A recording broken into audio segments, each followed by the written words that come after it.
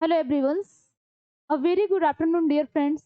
तो एक बार फिर से आप सभी का हमारे ऑनलाइन यूट्यूब चैनल पे बहुत बहुत स्वागत है फ्रेंड्स। तो देखिए, जैसा कि कल की क्लास में हम लोगों ने डिस्कस किया था, हम लोगों ने प्रोटीन्स के बारे में डिस्कस किया था। ठीक है, तो हम लोगों ने प्रोटीन्स के क्लासिफिकेशन को समझा था, प्रोटीन्स की कमी से होने वाली कुछ बीमारियों के बारे में, कुछ उसकी अधिकता से होने वाली बीमारियों के बारे में, प्रोटीन का अवशोषण, प्रोटीन का चयापचय, प्रोटीन का पाचन। तो मतलब जो भी आपके टॉपिक्स थे, प्रोटीन का आपका पूरा चैप्टर कल की डेट में कंप्लीट हो गया था। ठीक है, तो आई होप कि प्रोटीन का चैप्टर क्लियर हुआ होगा सबका। आइए आज हम लोग डिस्कस करेंगे विटामिन के बारे में।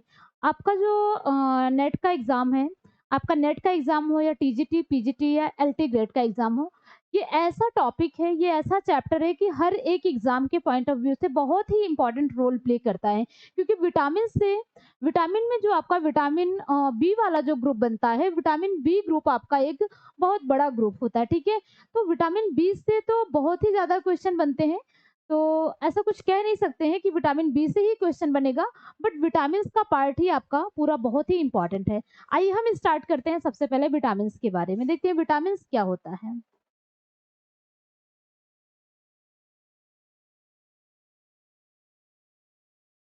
अगर हम बात करें सबसे पहले विटामिन्स की, तो विटामिन्स क्या होता है? विटामिन्स आपका एक कार्बनिक यौगिक होता है। विटामिन्स आपका क्या होता है? विटामिन एक आपका कार्बनिक यौगिक होता है। अगर बात करते हैं, क्वेश्चन पूछता है विटामिन्स की खोज किसने की थी, और या फिर विटामिन्स की खोज कब हुई थी, किसके द्वारा हुई थी? तो विटामिन्स की खोज कब की गई थी या किसके द्वारा की गई थी? विटामिन्स की खोज विटामिन्स की जो खोज हुई थी, उसका श्रेय किसे जाता है? एक ये पोलैंड वैज्ञानिक थे, पोलैंड के एक वैज्ञानिक थे जिनका नाम क्या था? कैसिमर फंक। इसे हम लोग फंक के नाम से जानते हैं। बहुत सारे लोग बोलते हैं फंक महोदय ने ही विटामिन की खोज की थी, बट फंक महोदय थे कौन? फंक महोदय कौन थे?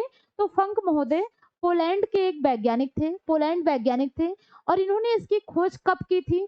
इन्हीं के द्वारा ही विटामिन की खोज भी की गई थी, और फंक महोदय के द्वारा ही विटामिन को जो नाम दिया गया था, इसको नामकरण इसका किसने किया था? फंक महोदय ने ही इसका नामकरण किया था। ठीक है, तो आपके यहाँ से 3 से 4 क्वेश्चन बनते हैं, 3 से 4 क्वेश्चन यहाँ से आपके तैयार होते हैं। विटामिन की खोज का श्रेय पोलैंड महोदय फंक को जाता है। ठीक है, इसकी खोज 1912 में हुई थी, 1912 में इसकी खोज की गई थी। और कभी-कभी ये आ जाता है कि जो आपका विटामिन्स होता है उसमें आपके कितने प्रकार के विटामिन्स होते हैं, विटामिन्स कितने टाइप्स के होते हैं, तो उसे हम लोग क्लासिफाई करेंगे। जब हम लोग क्लासिफाई करेंगे तो उसमें देखेंगे। वैसे अगर विटामिन्स को देखा जाए तो विटामिन्स आपका घुलनशीलता के आधार पर ये आपका दो तरह से विभाजित किया गया है। इसे घुलनशीलता के आधार पर दो तरह से विभाजित किया गया है। पहला क्या है आपका? जल में घुलनशील। पहला है आपका जल में घुलनशील, और दूसरा है आपका वसा में घुलनशील। ठीक है, आपका एक है वाटर सोल्यूबल विटामिन और दूसरा है आपका फैट सोल्यूबल विटामिन। तो वाटर सोल्यूबल विटामिन क्या होता है और आपका फैट सोल्यूबल विटामिन क्या होता है, उसके बारे में आइए आगे हम देखते हैं। क्या है हमारा water soluble vitamin?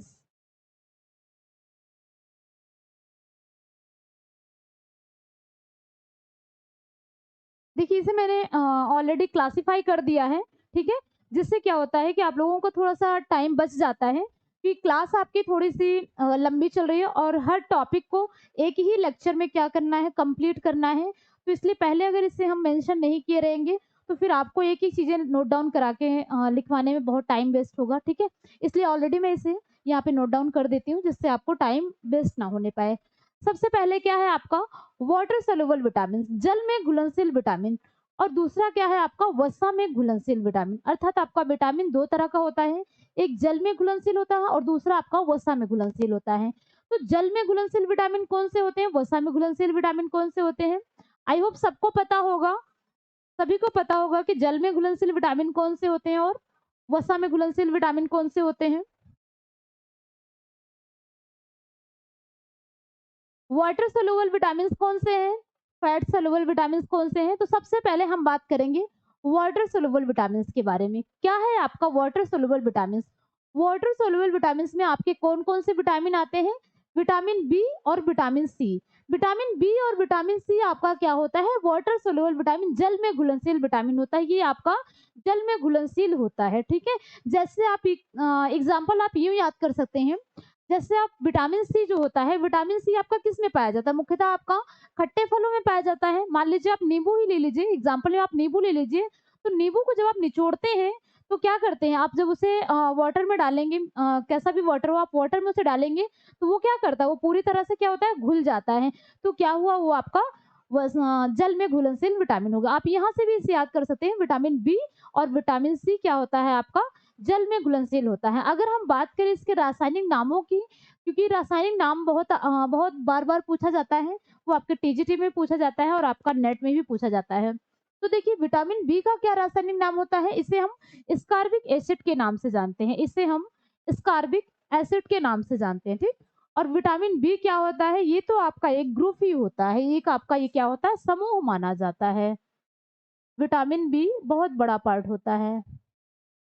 Vitamin B को विटामिन बी समूह के नाम से जाना जाता है, विटामिन बी ग्रुप के नाम से जाना जाता है। तो देखिए आपका विटामिन बी क्या होता है, विटामिन बी में विटामिन बी वन है, विटामिन बी टू है, विटामिन बी थ्री है, विटामिन बी फाइव है, विटामिन बी सिक्स है, विटामिन बी ट्वेल्व है, ठीक है। तो अब इसके हम थोड़ा सा रासायनिक नामों को देखते हैं। सबसे पहले हम देखते हैं क्या है हमारा विटामिन बी वन। तो हमारा विटामिन बी वन को इसका रासायनिक नाम क्या होता है, विटामिन बी वन का जो रासायनिक नाम होता है उसे हम थायमीन के नाम से जानते हैं। विटामिन बी को हम थायमीन के नाम से जानते हैं। क्वेश्चन हमेशा पूछा जाता है, थायमीन की कमी से होने वाली बीमारियों के बारे में बताइए। थायमीन की कमी से होने वाली बीमारियां, थायमीन की अधिकता से होने वाली बीमारियां, तो इसको आप ज़रूर से ध्यान में रखिएगा कि इसे अलग-अलग जैसे अभी यहाँ पे क्लासिफाई किया गया है, सेम इसी तरीके से एक-एक जो आपके विटामिन्स हैं, उसके बारे में मैं वहाँ पे आपको नोट डाउन कराऊँगी। तो सबसे पहले क्या है, आपका विटामिन बी वन है, जिसे हम थायमीन के नाम से जानते हैं। विटामिन बी टू है, विटामिन बी टू को हम किस नाम से जानते हैं? विटामिन बी टू को हम राइबोफ्लेविन के नाम से जानते हैं। विटामिन बी टू को हम राइबोफ्लेविन के नाम से जानते हैं। नेक्स्ट क्या है हमारा? विटामिन बी थ्री है। अगर हम बात करते हैं विटामिन बी थ्री क्यों, तो विटामिन बी थ्री को हम किस नाम से जानते हैं, नियासिन। कभी कभी क्वेश्चन आ जाता है नियासिन को किस विटामिन के नाम से जाना जाता है, तो आप यहाँ से ध्यान में रखिएगा कि नियासिन विटामिन बी थ्री में पाया जाता है, या बी थ्री का रासायनिक रूप होता है, ठीक। अब बात करते हैं विटामिन बी फाइव की। अगर हम बी फाइव की बात करते हैं, तो बी फाइव को किस नाम से जाना जाता है, इसका रासायनिक नाम क्या होता है, विटामिन बी फाइव का रासायनिक नाम होता है पेंटोथोनिक अम्ल। विटामिन बी फाइव का नाम पेंटोथोनिक अम्ल होता है। और नेक्स्ट क्या है आपका vitamin B six. Vitamin B six, देखिए बी सिक्स का क्या रासायनिक नाम होता है, बी सिक्स का नाम होता है पायरिडॉक्सिन। विटामिन बी सिक्स का नाम होता है पायरिडॉक्सिन। नेक्स्ट क्या है आपका विटामिन बी सेवन। अगर हम बात करते हैं विटामिन बी सेवन की, अगर क्वेश्चन आएगा विटामिन बी सेवन का रासायनिक नाम बताइए, विटामिन बी सेवन का रासायनिक नाम बताइए, वहां पे आपके ये तीनों चारों क्या किए जाएंगे, रासायनिक नाम दे दिए जाएंगे। जैसे आपका पेंटाथोनिक, नियासिन, थायमीन, और आपका उसमें दे दिया जाएगा बायोटिन, ठीक है। तो आपको वहां पे देखना होगा कि विटामिन बी सेवन का रासायनिक नाम कौन सा है, तो वो आपको एक चूज करना होता है। चार ऑप्शन आपके रहेंगे, चारों ऑप्शन में एक आपको चूज करना होगा। तो आप यहाँ से जब याद किए रहेंगे कि विटामिन बी सेवन का रासायनिक नाम क्या है, आई होप कि फिर वहां पे इजिली चूज कर लेंगे कि विटामिन बी सेवन का जो रासायनिक नाम होता है उसे हम बायोटिन के नाम से जानते हैं, ठीक। नेक्स्ट आपका जो सबसे मोस्ट इंपॉर्टेंट होता है, सबसे मोस्ट इंपॉर्टेंट विटामिन आपका क्या होता है, साइनोकोबालामिन। साइनोकोबालामिन क्या होता है, ये बहुत ही इंपॉर्टेंट होता है। इसकी अधिकता से होने वाली बीमारियां, इसकी कमी से होने वाली बीमारियां, इसका चयापचय, इसका पाचन, इसका अवशोषण, इसके बारे में काफी सारी चीजें हैं, काफी टॉपिक्स हैं, वो भी आगे क्लियर होगा भी। तो साइनोकोबालामिन, साइनोकोबालामिन का जो इसका नाम होता है, विटामिन बी ट्वेल्व का नाम क्या होता है, रासायनिक नाम क्या होता है, साइनोकोबालामिन। विटामिन बी ट्वेल्व का रासायनिक नाम होता है साइनोकोबालामिन, ठीक। तो एक बार फिर से देख लीजिए, एक बार फिर से देख लीजिए, क्या है आपका विटामिन बी वन है, विटामिन बी टू है, विटामिन बी थ्री है, विटामिन बी फाइव है, विटामिन बी सिक्स है, बी सेवन और बी ट्वेल्व। तो ये आपका विटामिन बी ग्रुप का एक पूरा रासायनिक नाम है, ठीक। तो आई होप कि इतना क्लियर हुआ होगा। अब हम देखते हैं विटामिन सी। विटामिन सी जो होता है वो भी आपका क्या होता है, वाटर सोल्यूबल होता है। बी और सी दोनों आपके क्या है, ये वाटर सोल्यूबल होते हैं। इसके बारे में आगे मैं आपको एक्सप्लेन करूंगी। आइए थोड़ा सा आगे हम देखते हैं। नेक्स्ट हम देखते हैं क्या है हमारा, फैट सोल्यूबल विटामिन। अब हम बात करते हैं थोड़ा सा फैट सोल्यूबल विटामिन की। आई होप दिख रहा होगा। देखिए आपका जो फैट सोल्यूबल विटामिन होता है, कभी कभी क्वेश्चन आ जाता है वसा में घुलनशील विटामिन कौन कौन से हैं, उसका पहचान करिए। ठीक है, जब आपका आइडेंटिफिकेशन आ जाएगा, यहाँ पे आपसे जब आइडेंटिफाई करने के लिए पूछ लिया जाएगा, तो आपको ये चीज ध्यान में रखना होगा कि विटामिन ए, विटामिन डी और विटामिन ई और विटामिन के, तो ये चारों क्या है आपके, ए, डी, ई और के, ये चारों आपके क्या है, फैट सोल्यूबल विटामिन होते हैं। क्वेश्चन इस तरीके से आपका पूछ लिया जाएगा, विटामिन डी, विटामिन ई और विटामिन के, विटामिन सी। ठीक, तो ये आपसे पूछ लिया जाएगा कि जल में घुलनशील विटामिन कौन से हैं, या फिर पूछ लिया जाएगा वसा में घुलनशील विटामिन कौन से नहीं है। तो आपको सी को ध्यान में रखना होगा कि सी जो होता है, सी आपका फैट सोल्यूबल नहीं होता है, ये आपका वाटर सोल्यूबल होता है। तो क्वेश्चन को चाहे इधर से पूछे, मान लीजिए आपका क्वेश्चन को चाहे पूछ ले जल में घुलनशील विटामिन कौन सा है या जल में घुलनशील विटामिन कौन सा नहीं है, तो आपको दोनों तरीके से क्वेश्चन पूछ सकता है। आप दोनों चीजों को क्लियर कर लीजिएगा। तो सबसे पहले इसमें क्या है, विटामिन ए है, विटामिन डी है, विटामिन ई है और विटामिन के है। आइए जरा सा हम इसके रासायनिक नामों के बारे में बात करते हैं। विटामिन ए का जो रासायनिक नाम होता है, इसे हम किस नाम से जानते हैं, तो देखिए विटामिन ए को हम दो नाम से जानते हैं। एक होता है आपका रेटिनॉल और दूसरा होता है आपका कैरोटीन। इसे हम रेटिनॉल के नाम से भी जानते हैं और इसे हम कैरोटीन के नाम से जानते हैं। बस दोनों में क्या है, जो आपके रिसोर्सेज होते हैं वो अलग अलग होते हैं। दोनों के रिसोर्सेज अलग अलग होते हैं और दोनों के कार्य अलग अलग होते हैं। जब कभी कभी आंखों में बहुत ज्यादा प्रॉब्लम होने लग जाती है, आंखों में जो प्रॉब्लम होती है, मान लीजिए श्लेष्मा झिल्ली का सूख जाना या आंखों से पानी निकलना या मतलब आंखों में बाइटर्स के धब्बे हो जाना, तो वो सब क्या होते हैं, वो रेटिनॉल की कमी से होता है। दूसरा क्या है, इसे कैरोटीन के नाम से भी जानते हैं, कैरोटीन, इसे हम दो नामों से जानते हैं। अगर बात करते हैं विटामिन डी का, तो विटामिन डी का जो रासायनिक नाम होता है वो क्या होता है, विटामिन डी का रासायनिक नाम कैल्सीफेरॉल होता है। विटामिन डी का रासायनिक नाम कैल्सीफेरॉल होता है।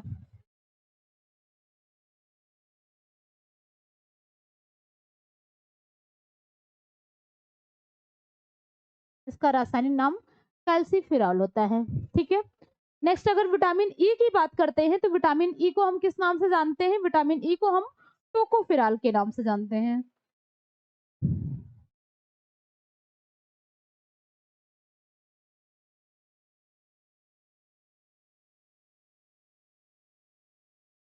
इसे हम किस नाम से जानते हैं, इसे हम टोकोफेरॉल के नाम से जानते हैं, टोकोफेरॉल।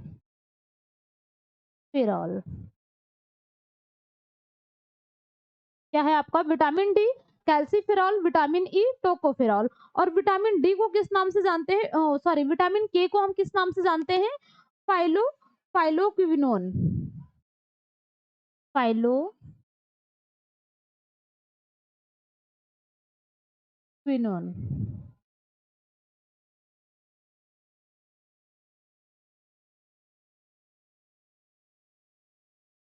ठीक, आई होप इतना क्लियर हुआ होगा आपका।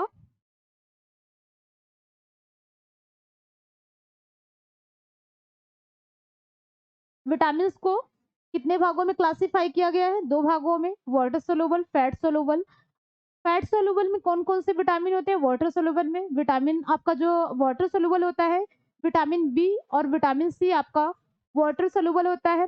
Vitamin A, vitamin D, vitamin E और विटामिन के आपका क्या होता है, ये चारों आपके क्या होते हैं, फैट सोलुबल होते हैं। ठीक है, इसके रासायनिक नाम भी आई होप कि क्लियर हुए होंगे। ठीक है, बाकी मैं पीडीएफ आपको व्हाट्सएप ग्रुप में डेली भेजती रहती हूँ।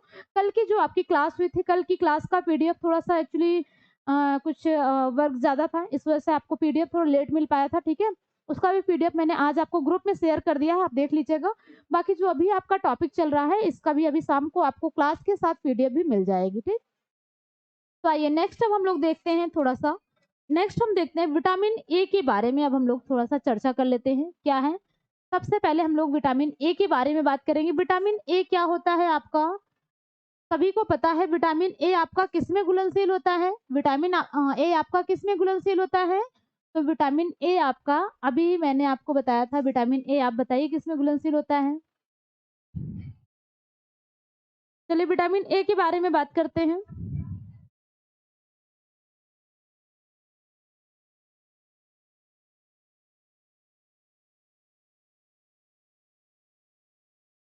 चलिए, आइए विटामिन ए के बारे में हम देखते हैं।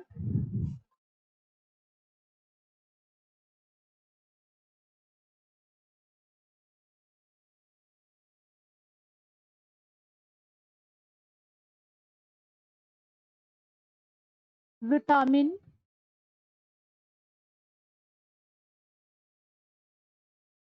ए, ठीक है? सबसे पहले हम इसके क्या करते हैं, विटामिन ए को हम 2 नामों से जानते हैं। इसे हम 2 नामों से जानते हैं। पहला क्या है मैंने अभी आपको बताया था रेटिनॉल, रेटिनॉल तथा कैरोटीन।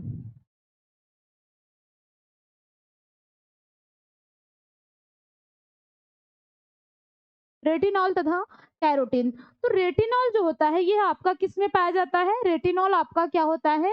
ये टोटल आपका प्राणिज जगत से पाया जाने वाला विटामिन होता है। रेटिनॉल आपका क्या होता है? प्राणिज जगत से पाया जाने वाला विटामिन होता है।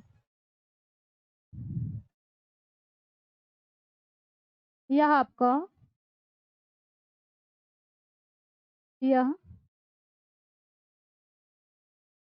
प्राणिज जगत से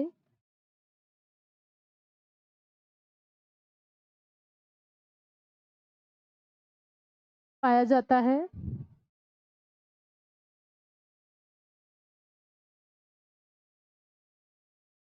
कुछ रिसोर्सेज देख लेते हैं एग्जाम्पल में, कुछ एग्जाम्पल में देख लेते हैं क्या होता है। जैसे आपका मांस मछली, मांस मछली,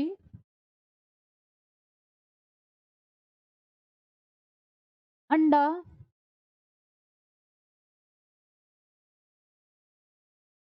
दूध, यकृत,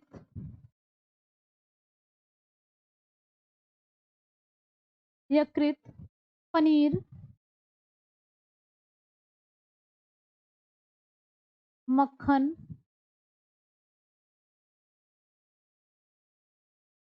ये मिलाने के लिए आता है क्वेश्चन, बार बार पूछता है क्वेश्चन, ठीक है? घी आदि।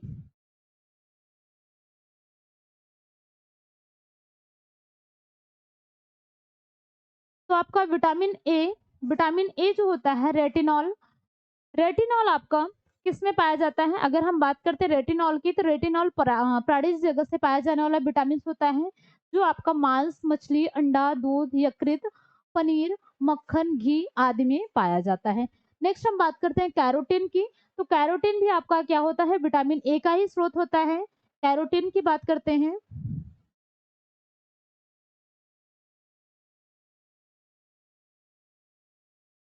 कैरोटीन,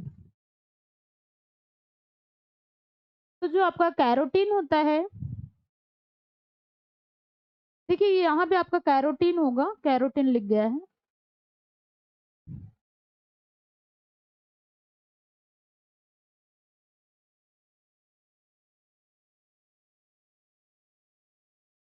चलिए, तो आपका जो कैरोटीन होता है, कैरोटीन आपका किस में पाया जाता है?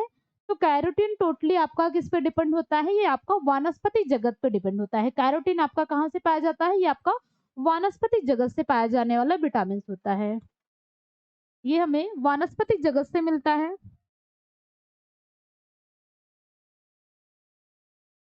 वानस्पतिक भोज्य पदार्थ।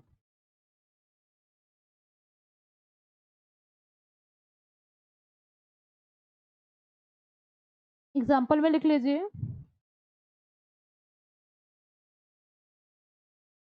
एग्जाम्पल में लिख लीजिए, जैसे आपका फल,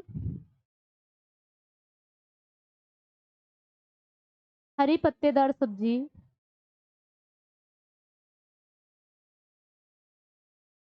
हरी पत्तेदार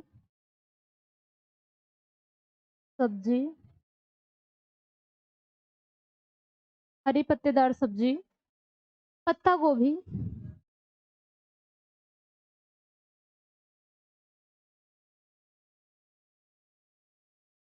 हरी धनिया, हरी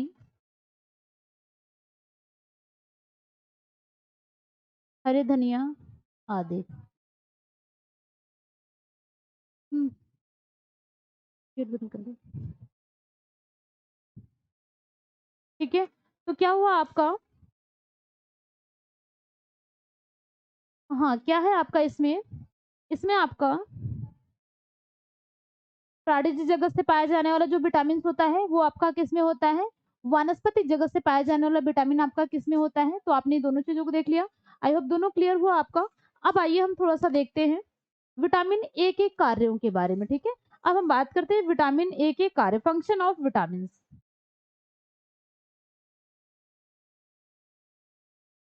functions of vitamin, vitamin A के कार्य,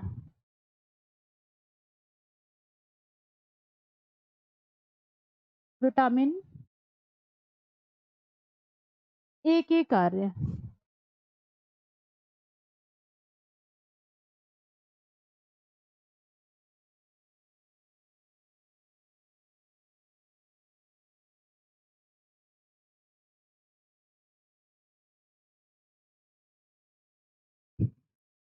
सबसे फर्स्ट ऑफ ऑल अगर बात आती है विटामिन ए के कार्यों की, अगर बात आती है विटामिन ए के कार्यों की, तो इसके कार्य क्या होते हैं। पहली चीज तो ये आंखों को सामान्य दृष्टि प्रदान करता है, आंखों को ये सामान्य दृष्टि प्रदान करता है, क्योंकि विटामिन ए का जो मुख्यतः कार्य होता है वो आपकी आंखों को, आंखों को क्या होता है, स्वस्थ रखने का कार्य करता है। विटामिन ए ही आपकी आंखों को क्या करता है, स्वस्थ रखने का कार्य करता है। अगर आप अपने फूड में, अपने डाइट में विटामिन ए को एक अच्छी मात्रा में ले रहे हैं तो आपकी आंखों में कभी भी कोई प्रॉब्लम नहीं आएगी। लेकिन अगर आप विटामिन ए की कमी करते हैं तो आपकी आंखों में इतनी ज्यादा ही प्रॉब्लम आ सकती है कि अंधेपन का भी शिकार आप हो सकते हैं। ठीक है, उससे क्या होता है, अंधता भी आ जाती है। ठीक है, बाकी मैं स्टेप आपको भी दिखा रही हूँ। इसके कार्य क्या है, सबसे पहले आप लिख लीजिए, आंखों को सामान्य दृष्टि प्रदान करना, आंखों को सामान्य दृष्टि प्रदान करना, दृष्टि प्रदान करना,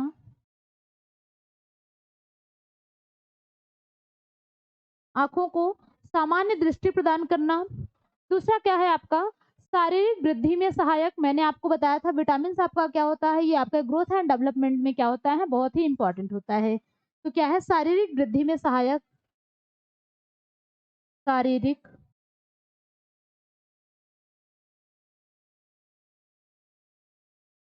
वृद्धि में सहायक। नेक्स्ट क्या है आपका, त्वचा को सामान्य, त्वचा को स्वस्थ बनाए रखने में सहायक, त्वचा को स्वस्थ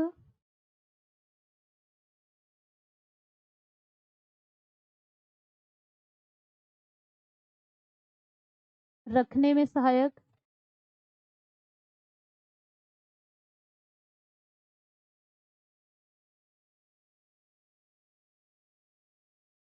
नेक्स्ट क्या है, अस्थियों की वृद्धि में सहायक, अस्थियों की वृद्धि में सहायक,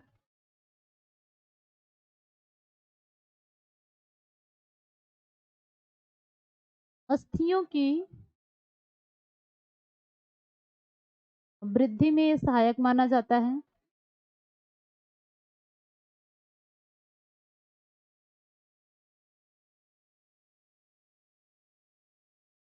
और नेक्स्ट क्या है आपका श्वेत रक्त कणिकाओं को स्वस्थ रखना। जो आपका डब्ल्यूबीसी होता है, ये डब्ल्यूबीसी को स्वस्थ रखने में भी क्या होता है, आपका एक आरबीसी होता है, दूसरा आपका डब्ल्यूबीसी होता है।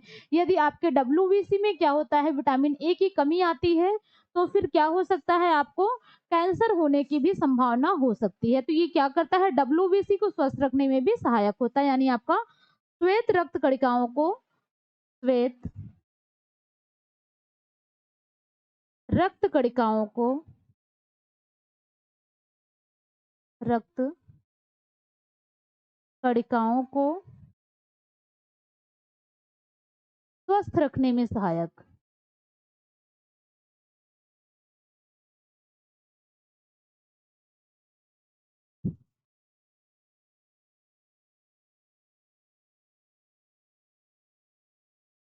स्वस्थ रखने में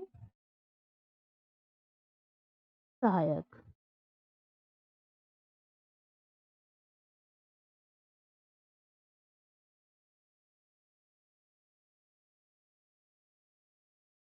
ठीक है, तो इतना समझ में आया होगा। क्या है आपका, सबसे पहला है आपका आँखों को सामान्य दृष्टि प्रदान करना। आँखों को सामान्य दृष्टि प्रदान करना सबसे मोस्ट इम्पोर्टेंट, क्योंकि यहाँ से आपका क्वेश्चन बहुत ज़्यादा बनता है। इसमें आपका सबसे पहले आपका इसमें रतौंधी से क्वेश्चन बनेगा, ठीक है?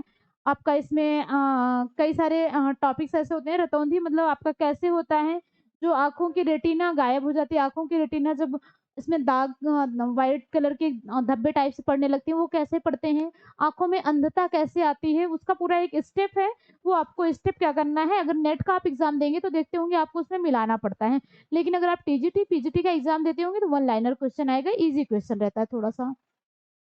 नेक्स्ट आपका क्या है इसमें, त्वचा को स्वस्थ बनाए रखने में सहायक। देखिए जो आपका विटामिन्स होता है, विटामिन्स का ये कतई कार्य नहीं होता है कि वो आपको एनर्जी देने का कार्य करे। विटामिन से आपको 1 भी परसेंट एनर्जी नहीं मिलेगी, ठीक है? और इससे क्या होता है, इससे क्या होता है कि ये आपकी बॉडी को ग्रोथ एंड डेवलपमेंट के लिए सहायक होता है। ये आपके शरीर को क्या करता है, वृद्धि देता है, और आपकी बॉडी को, आपकी त्वचा को क्या करता है, स्वस्थ बनाए रखने में भी सहायक होता है। नेक्स्ट क्या है, आपकी अस्थियों में वृद्धि देना। अस्थियों की वृद्धि में भी सहायक होता है। ये आपके, मान लीजिए अगर आपको विटामिन ए की कमी हो जाती है, तो वहाँ पे जो आपकी अस्थियाँ होती हैं, अस्थियाँ क्या हो जाती हैं, हड्डियाँ एकदम बिल्कुल भुरभुरी हो जाती हैं। हड्डियाँ आपकी क्या हो जाती हैं, भुरभुरी हो जाती हैं, जिससे क्या होता है, जब घुटने में दर्द होने लगता है, बहुत ज़्यादा प्रॉब्लम देखी जाती है इसमें वृद्धावस्था में। वृद्धावस्था में क्या होता है, घुटने में दर्द होता है। कभी आप थोड़ा हल्का कार्य कर लेंगे, तो हल्का कार्य करने पे भी अधिक थकान महसूस होने लगता है, तो वो क्या होता है, विटामिन ए की कमी की ही वजह से होता है, ठीक है? नेक्स्ट क्या है, श्वेत रक्त कणिकाओं को स्वस्थ रखने में सहायक। चलिए, इतना क्लियर हुआ आपका। आइए हम नेक्स्ट देखते हैं, नेक्स्ट टॉपिक अपना देखते हैं। अब हम देखते हैं विटामिन ए की कमी के प्रभाव। विटामिन ए की कमी के प्रभाव, यहाँ से क्वेश्चन बनेगा आपका। आप यहाँ से अपना एक चीज़ क्या करिए आप लोग, क्योंकि अभी इतना ज़्यादा एमसीक्यूज़ करा पाना संभव नहीं है, तो यहीं से ही आप अपना एमसीक्यूज़ खुद निकाल लिया करिए, ठीक है?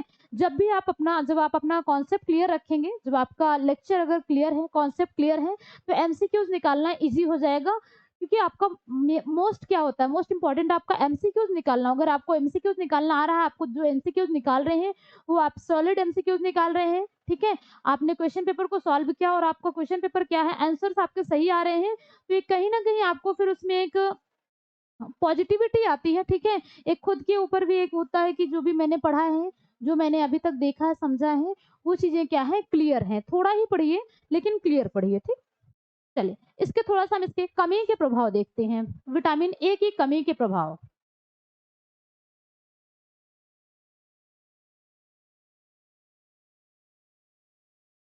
विटामिन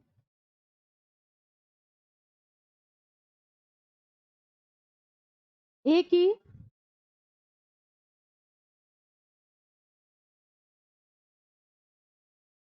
कमी के प्रभाव।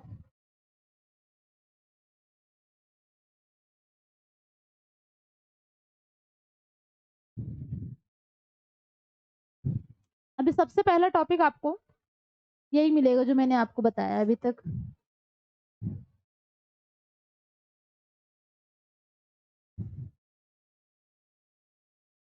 खासकर आपके लिए।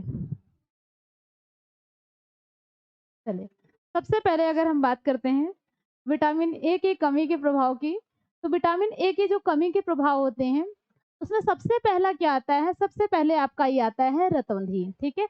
सबसे पहले हम बात करेंगे रतौंधी की।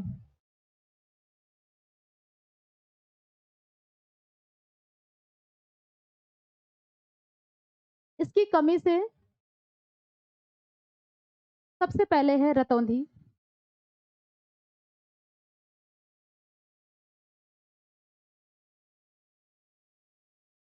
अब अगर हम बात करते हैं रतौंधी की, अगर हम बात करते हैं रतौंधी की, तो इसमें क्या होता है, जब आप उजाले से क्या करते हैं, उजाले से जब बहुत अधिक उजाले से आप थोड़ा-सा कम उजाले में प्रवेश करते हैं या हल्की रोशनी में जब आप प्रवेश करते हैं, तो हल्की रोशनी में क्या होता है, आपको मतलब दिखाई ही नहीं देता है। एक बार तो आपको डायरेक्ट जब आप एंटर करेंगे, तो एंटर करने के बाद आपको कुछ उसमें दिखाई नहीं देगा, धुंधला-धुंधला सा दिखाई देता है, ठीक है? तो वो क्या होता है, आपका रतौंधी की वहीं से शिकायत होने लग जाती है। आपको मतलब अंधेरे में दिखाई ना देना, ठीक है? अंधेरे में या कम उजाले में दिखाई देना, कम उजाले में दिखाई ना देना, लिख लीजिए इसे।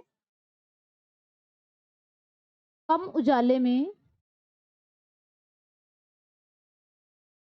दिखाई ना देना, दिखाई ना देना। अब रतौंधी का जो सेकंड स्टेप होता है, रतौंधी का जो सेकंड स्टेप होता है, आपके नेट में पूछा जाता है। नेट में तो आपको पूरा एक ही 4 क्वेश्चन एक ही में पूछ लिया जाता है, बट ऐसा टीजीटी पीजीटी में नहीं है। टीजीटी पीजीटी में आपका अलग-अलग क्वेश्चन पूछा जाएगा, तो एक बार इसको अलग-अलग देख लीजिए। जीरो जीरोफेथैल्मिया हो जाता है।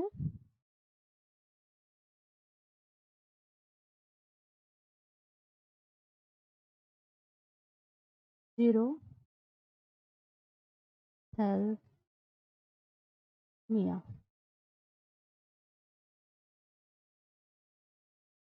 क्या है आपका? जीरोफैथल्मिया क्या होता है? जीरोफैथल्मिया का मतलब होता है आँखों की कार्निया क्या होती हैं? सूख कर मोटी हो जाती हैं। इसमें आँखों की जो आपकी कार्निया होती हैं, जो आपके फर्स्ट लेयर होती है, वो सूखने लग जाती है और सूख कर क्या होती है? वो मोटी हो जाती है। आँखों की कार्निया सूख जाती है। आँखों की कार्निया सूख कर मोटी हो जाती है। सूख कर क्या होती है? मोटी हो जाती है।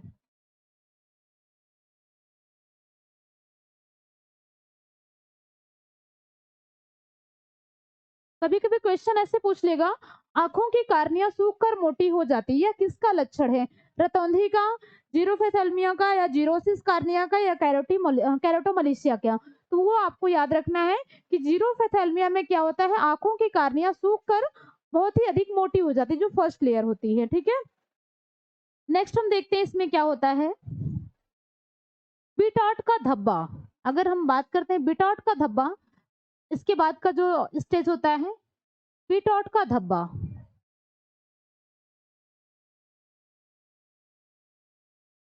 बिटॉट का धब्बा।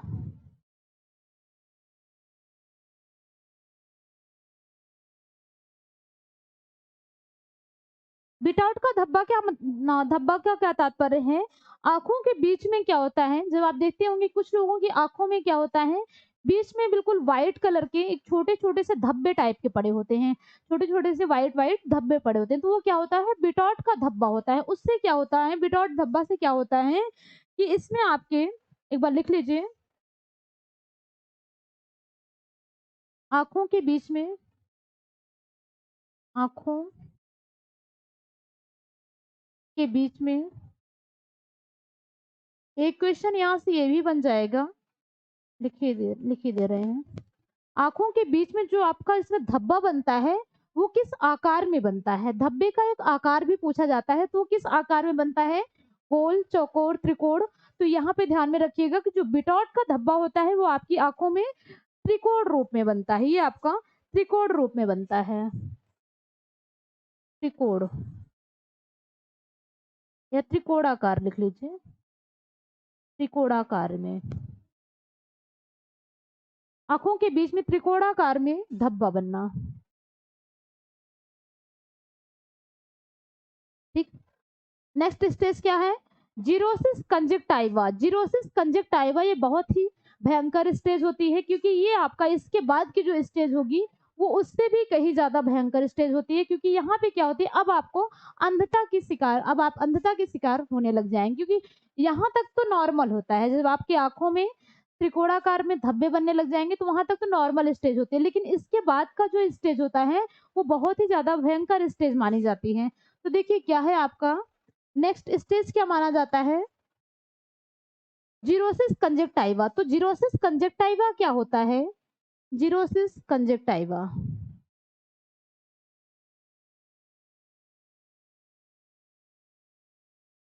Xerosis conjunctiva.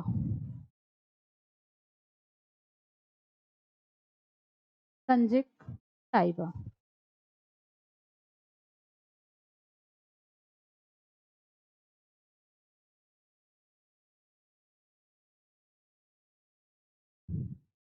जीरोसिस कंजक्टाइवा का मतलब क्या होता है?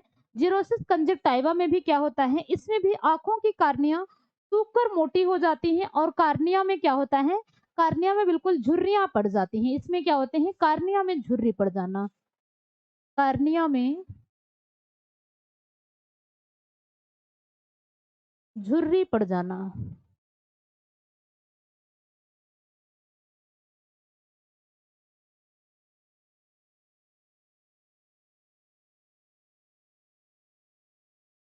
ठीक है? नेक्स्ट क्या है आपका?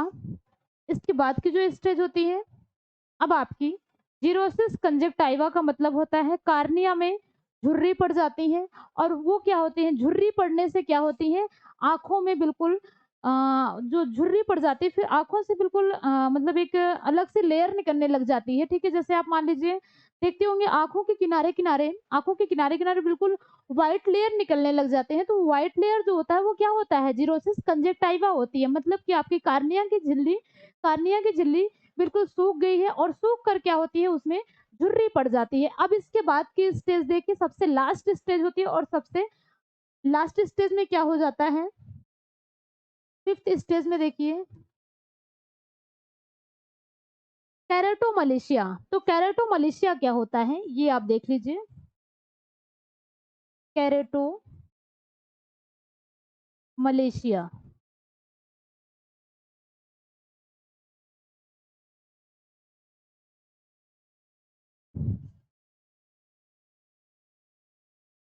देखिए नेट वालों के लिए तो पूरा ही पढ़ना है, ठीक है?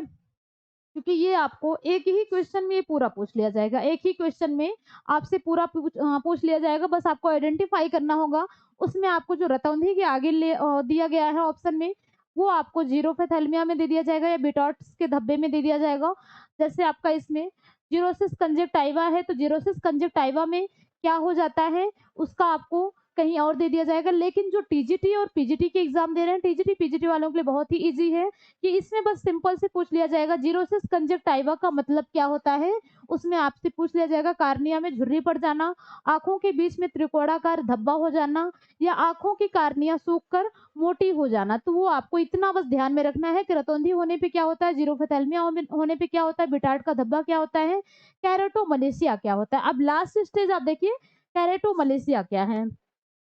यह आपका कार्निया में घाव हो जाना, कार्निया में घाव हो जाता है, आपकी कार्निया में घाव बन जाता है।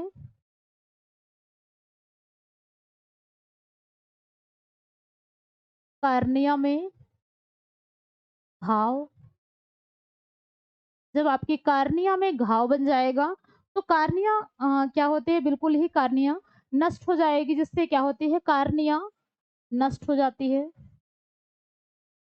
कार्निया नष्ट हो जाती है। जब आपकी आंखों से कार्निया ही नष्ट हो जाएगी तो उस स्टेज पे क्या होता है, व्यक्ति अंधता का शिकार हो जाता है। उस स्टेज में व्यक्ति अंधता का शिकार हो जाता है, यानी यहाँ पे व्यक्ति अंधा हो जाता है, ठीक है?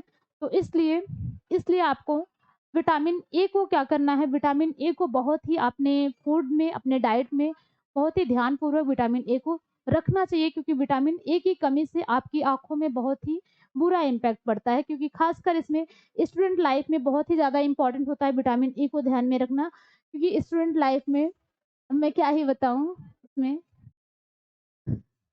ठीक है? क्योंकि जो रेडिएशन निकल रहे हैं, फ़ोन से भी कुछ बहुत सारे रेडिएशन निकलते हैं।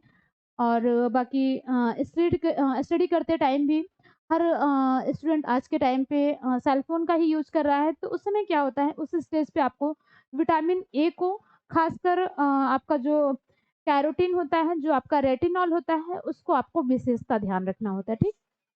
चलिए, तो इतना आपका क्लियर हुआ। आइए एक बार सम अप कर लेते हैं थोड़ा-सा इसे हम, क्या-क्या हमने देखा इसमें? इसमें हमने आपको विटामिन ए की कमी से जो प्रभाव होते हैं, सबसे पहले हमने देखा, सबसे फर्स्ट स्टेज पे हमने देखा है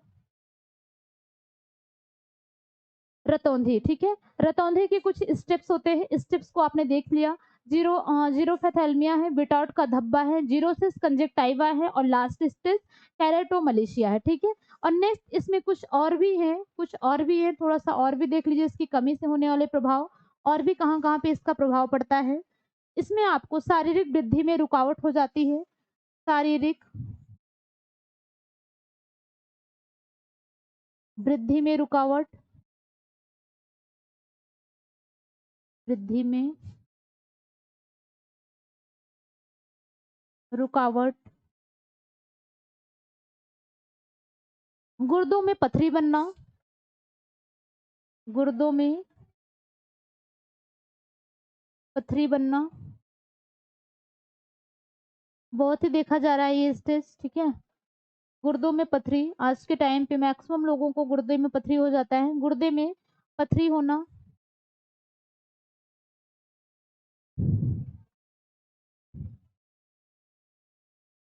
इसमें श्लेष्मा का क्या होता है, निकलना बंद हो जाता है और उससे क्या होता है, गुर्दे में आपके पथरी बन जाता है, ठीक है? नेक्स्ट क्या है इसमें, फाइनोडर्मा नामक एक बीमारी होती है, फाइनोडर्मा हो जाना, फाइनोडर्मा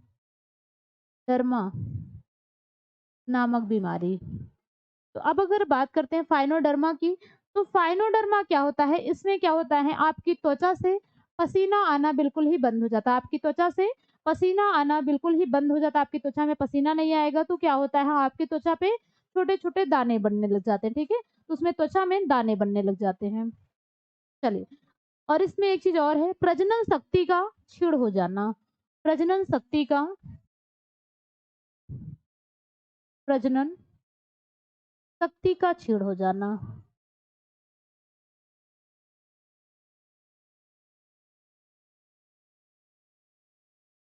क्योंकि जब विटामिन्स की कमी होती है तो हार्मोन्स प्रॉब्लम आता है, और हार्मोन्स प्रॉब्लम आएगा तो प्रजनन शक्ति में भी छीड़ता आ जाएगी, ठीक? तो इतना आपका ये क्लियर हुआ? चलिए, अब हम नेक्स्ट देखते हैं, थोड़े-से इसके अधिकता के प्रभाव देख लेते हैं, विटामिन ए की अधिकता के भी प्रभाव देख लेते हैं। अधिकता के प्रभाव,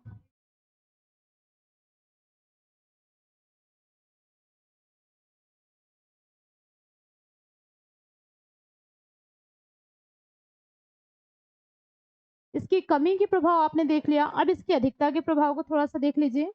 क्योंकि विटामिन्स की जब अधिकता हो जाती है तो भी बहुत सारे बुरे प्रभाव पड़ते हैं। तो क्या-क्या प्रभाव पड़ता है इसकी कमी हो जाने से? भूख में कमी हो जाती है, भूख में कमी, भूख में कमी होना। बहुत सारे लोग कहते हैं कि मुझे भूख नहीं लगती है, ठीक है? तो उसमें क्या होता है, विटामिन ए की कमी होती है उस स्टेज पे जिससे भूख नहीं लगती है। तो भूख में कमी होना, पैर की हड्डियों में सूजन आ जाना, पैर की हड्डियों में सूजन आ जाना,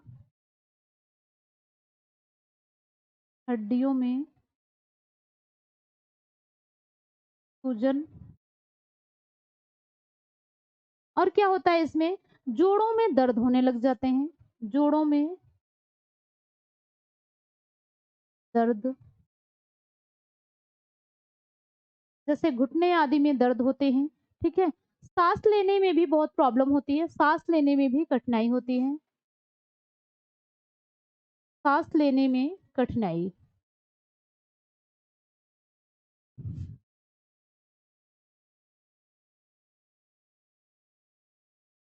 ठीक,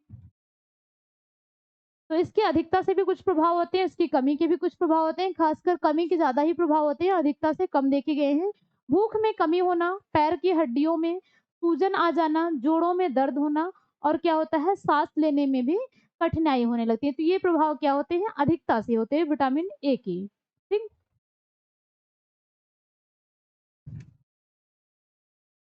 चलिए, इतना आपका क्लियर हुआ? जैसे आपने अभी इसकी अधिकता के बारे में देखा, अभी आपने इसकी कमी के बारे में देखा, तो अब अगर हम बात करते हैं इसके रिसोर्सेज़ की, तो इसके रिसोर्सेज़ क्या होते हैं? हमें इसकी प्राप्ति कहाँ से होती है? विटामिन ए की प्राप्ति हमें कहाँ-कहाँ से होती है? थोड़ा-सा इसके रिसोर्सेज़ नोट डाउन कर लीजिए। विटामिन ए के रिसोर्सेज़, चलिए प्राप्ति के स्रोत,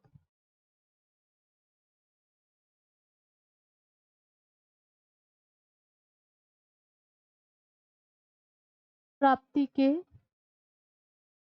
स्रोत।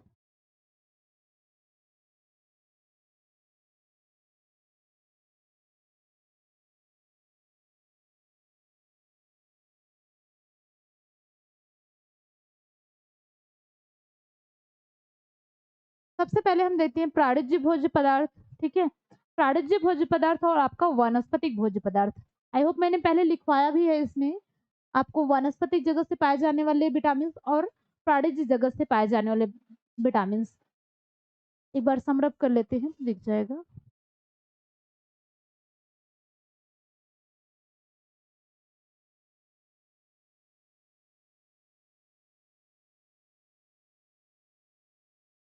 चलिए लिख ही लीजिए। चलिए, पहले लिख लीजिए प्राणिज जगत, पहला लिखिए प्राणिज जगत, प्राणिज जगत।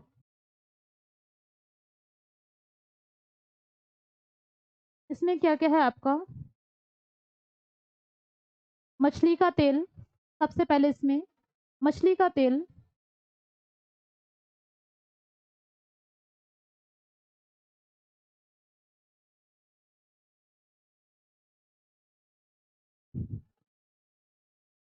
मांस, जिसमें आप क्या-क्या लिखेंगे? बकरी का मांस, इसमें बकरी का मांस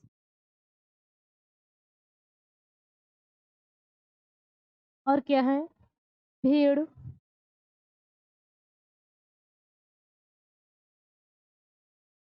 गाय, इवन यहाँ पे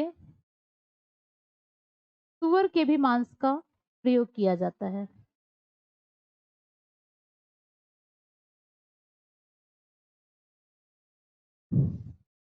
घी, मक्खन आदि। घी, मक्खन आदि। ठीक। वानस्पतिक जगत में क्या है? वानस्पतिक जगत में देख लीजिए।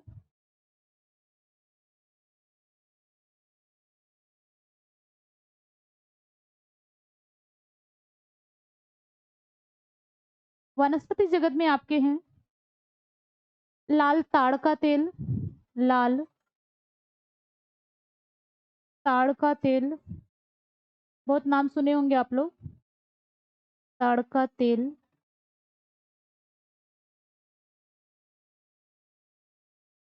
और क्या है इसमें? धनिया पत्ता, धनिये का पत्ता, गाजर, कैरोटीन किसमें पाया जाता है आपका? कैरोटीन आपका किसमें पाया जाता है? ध्यान में रखिएगा, गाजर, लाल रंग के फलों में या सब्जियों में आपका क्या होता है? कैरोटीन पाया जाता है। नेक्स्ट क्या है? सहजन के पत्ते आदि में, सहजन के पत्ते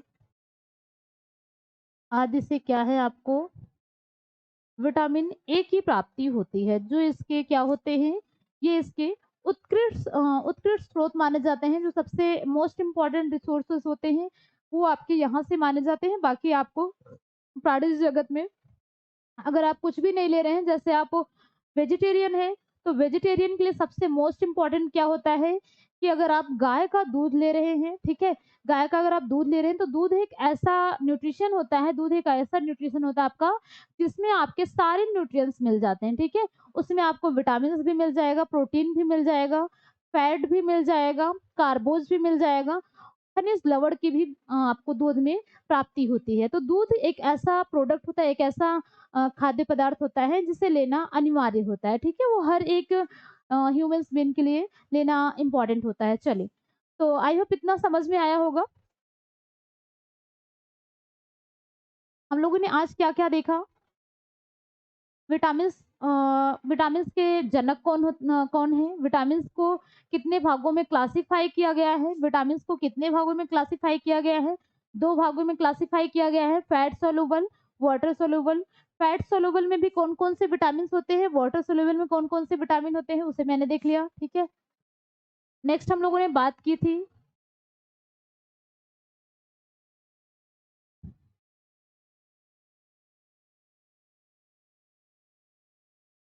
विटामिन्स के कार्य क्या-क्या होते हैं? विटामिन्स के कार्यों के बारे में हमने देखा है।